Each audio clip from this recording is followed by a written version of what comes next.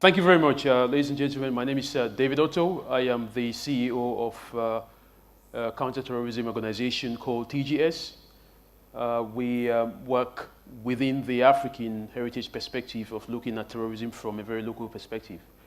I just want to appreciate the Professor Alam and the World Association of Sustainable Development.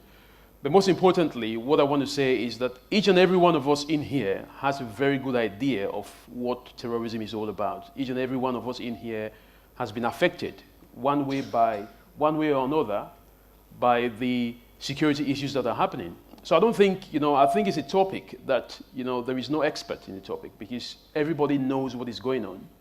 But then the key issue is, what is the solution? And that is why it is important for us to have this conversation, because for the past 15 years, and I'm talking about after 9/11,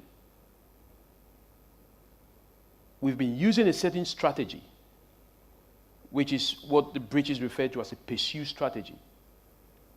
But that strategy has not been working. Now, we thought this was a problem for America. We thought this was a problem of Iraq. Then we thought this was a problem of Libya. We thought it's a problem of Syria.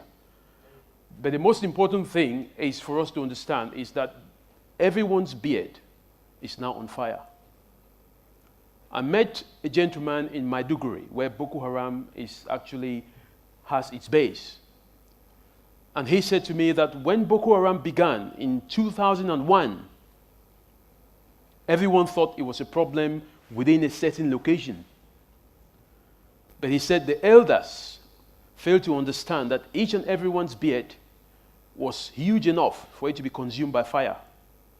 So people believed at the time that Boko Haram was something that was happening only in a certain location. But today, we're talking about an organization that is more deadly than the Islamic State of Iraq and Levant. So the most important thing that I want us to discuss today is looking at not just the effect of Boko Haram or the effect of ISIL globally, but looking at the fact that in order for us to be able to have solutions with this problem, we don't just have to look at the global war against terrorism that George Bush spoke about in 2001, but I think we have to look at the local solutions that we can provide. So having a global strategy is fine, but how can we localize some of these strategies? Because we are here today, we can be the victims of tomorrow. So it's important that we look at these things from a perspective that requires the best solution outcome. One of the most important things that I've always spoken about is the idea of the African diasporans and terrorism, radicalization. We talk about vulnerabilities. Why do certain people decide to become terrorists? Why are they vulnerable to radicalization? How do they turn? What is the process of radicalization? And then how do they become extremists? What we have to understand is in 2001 and the year 2000 and 2001, when the Al-Qaeda and the Taliban were planning to attack the New York Trade Center, at the same time in northern Nigeria, 12 states were being declared as Islamic states. When I speak about Islamic State, I'm talking about, implementation of the Sharia law. So there was a link at that time between what was happening in Nigeria and what was happening in the Middle East. But nobody saw this as a connection because at the time, it was seen as a problem for America alone. It wasn't seen as a problem for Africa. It wasn't seen as a problem for Europe.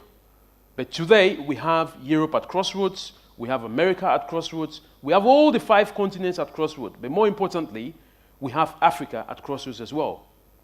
So when we talk about the African diasporans, we're talking about how can Africans in the diaspora, how can they also become involved in some of the solutions?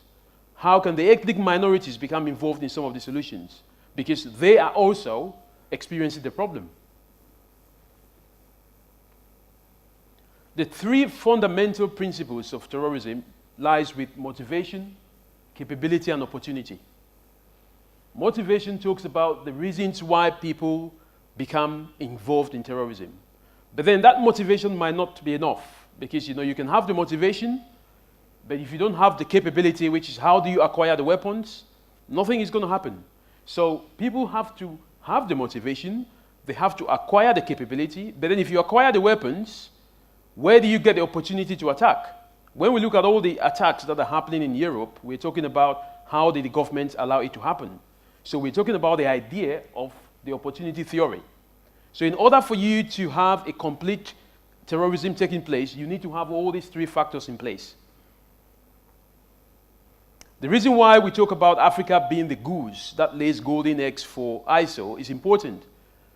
When I go to northern Nigeria and the Lake Chad region, one of the key fundamental things that you see is the fact that Boko Haram has created an avenue to recruit militants for Islamic State. They've created an avenue to recruit militants for Al-Qaeda. And how have they done that? They've burned down more than 1,200 schools. So what is happening in northern Nigeria, in northern Cameroon, is that children cannot longer go to school. And because they cannot go to school, they are vulnerable to radicalization. So Boko Haram now acts as kind of, the platform where ISIL, the platform where Al-Qaeda can do its recruitment. We have to remember that Boko Haram has paid allegiance to ISIL. Al-Shabaab has paid allegiance to ISIL as well, some members of Al-Shabaab, and Al-Shabaab has also paid allegiance to Al-Qaeda. But we have to understand that in looking at these terrorist organizations, they are one. Whether they are ISIL or Al-Qaeda, they are all one. But if we are looking at strategies on how to defeat them, we cannot be separated in our strategies. You cannot have Russia doing one thing and America doing another thing. Because when you're fighting an organization that is so organized, you cannot be disorganized in your strategies. We have the most affected countries. We have Iraq and Syria, we have Nigeria, Cameroon, and then we have the Global Terrorism Index, which talks about the countries which are most affected. I'm not going to go back into much details because of the time. But the most important thing is, how you can actually apply your solutions. Because if you apply your solutions, you need to have your solutions divided into various areas. The first area is how do you create awareness to the normal people? I consider myself as somebody normal. How do you create awareness? The second strategy is how do you work on the vulnerabilities? How do you work on people who say, they are not welcome in the system, the immigrants who say they are not welcome? That is a vulnerability. What kind of strategies do you put in place for the radicalization process? Because the radicalization process takes place within a setting. Sometimes it takes place online, sometimes it takes place offline. Then the fourth process is working on extremism itself. Then you have the fifth process that looks at violent extremism. So what kind of strategies can be put in place for violent extremism? And then, the sixth process that we have is the radical preachers. So in order for us to understand how to defeat terrorism, we need to look at all these areas. We need to look at what kind of strategies can we put in place for stage 1, what kind of strategies can we put in place for stage 2, and so on and so forth.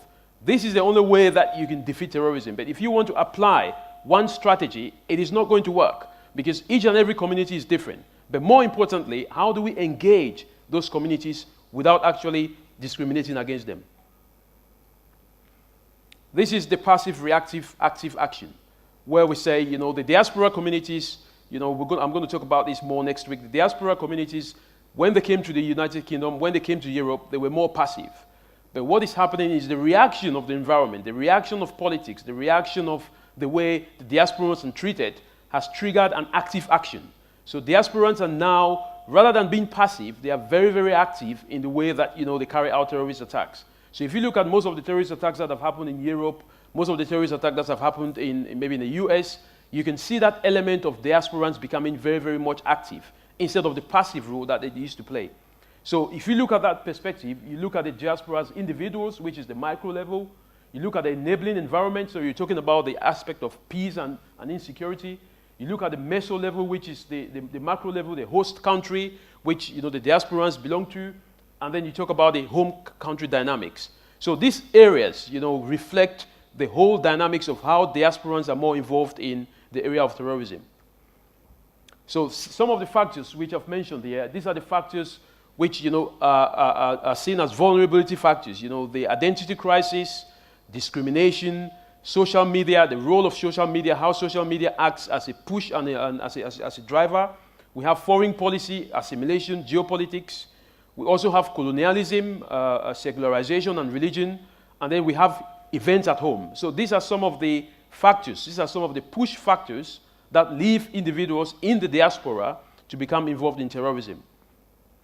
here is very important. We talk about the issue of identity. The issue of identity is very important because someone like Samantha Littrell, who is British, you know, she became involved. She's one of the head of Al-Shabaab. And, you know, Michael Adebolajo, who is from Nigeria, you know, he murdered Lee Rigby in Woolwich 2 years ago. So I think it's important for us to understand the issue of identity and how diasporans have become so much merged within their host countries in such a way that, you know, some of the members of the host countries are prepared, you know, to accommodate, you know, the diasporans to carry out attacks elsewhere. Here I've talked about the issues of events that happen back home, events that happen in the host countries, the issue of geopolitics. You know, is it about regime change? Is it about the issue of oil? Is it about the issue of raw materials?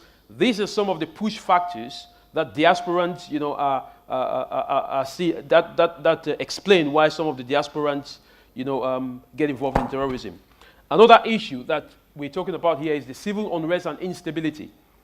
Libya was very, very powerful in terms of, you know, guarding the Mediterranean. But when Gaddafi was overthrown in 2012 and killed, it exposed a lot of traitors within the Mediterranean region. And then we have all these migrants, you know, crossing the river. So these are some of the issues that have even led to the Brexit situation and are also factors that are important to take note of. So I think the last point I'm going to make is for individuals and for parents who are quite worried about, you know, whether their children are becoming involved in radicalization and how their children are being vulnerable. But what I want to let people know is that some of these are rules, some of them are exceptions. So it doesn't necessarily mean that if somebody has just recently converted to a religion, it means that, you know, they are being radicalized. But it just means that, you know, we have to pay attention to our young people, we have to pay attention to our children when they convert to other religions. We have to look at the issue of abnormal behavior, and abnormal behavior can only be looked at from the perspective of what you know about your child. What is your son's normal behavior? What is his abnormal behavior? Because what can be abnormal to me might not be abnormal to you. Other issues that we looked at is the conflict with families. You know, why do you have conflict with families? Why does my husband have this conflict? So we have to look at a whole range of issues. And as I said before, some of these are rules, but some of them are exceptions. We've talked about, I'm going to talk about the picking up of strange literature, which is one of the strange literature that involves extremism, strange traveling patterns, people that have friends that, you know, you never know about them, but they spend more time with the friends. We talk about access to secured communications. You know, why are they hiding something? You know, these are all some of the telling signs that we have to be more worried about. Also, some cases have involved unexplained gifts. You know, people who receive gifts or cash or money that you don't know where it's coming from. This could be certain telling signs. Voicing extreme ideologies. Yes, a lot of people voice extreme ideologies, but not necessarily means that, you know, they will go on to commit crimes. So, as I said again, this could be a sign that somebody is becoming radicalized, but then again, it could also not be a sign. So we just have to look at the individual and see whether it matches, you know, our thoughts. Failing grades is some of the things that they've spoken about, but recently what we found out is that, you know, the terrorist organizations do not only look at people who are stupid, because what they do now is they prefer people who are clever, people who can carry out attacks. So if you look at somebody who fails in school because you're thinking, oh, they're failing in school, so they might be radicalized by extremist groups, you could be wrong, because now they are not going for what they call the stupid ones, they are going for the clever ones. So as I said before, these are rules, you know, but also these are exceptions. So in order for us to look at the strategies of how to defeat terrorism, I think it's important for us to understand that, you know, there are certain rules that we can look into when we talk about our young people, and also there are certain exceptions. Thank you very much. Thank you. Yeah.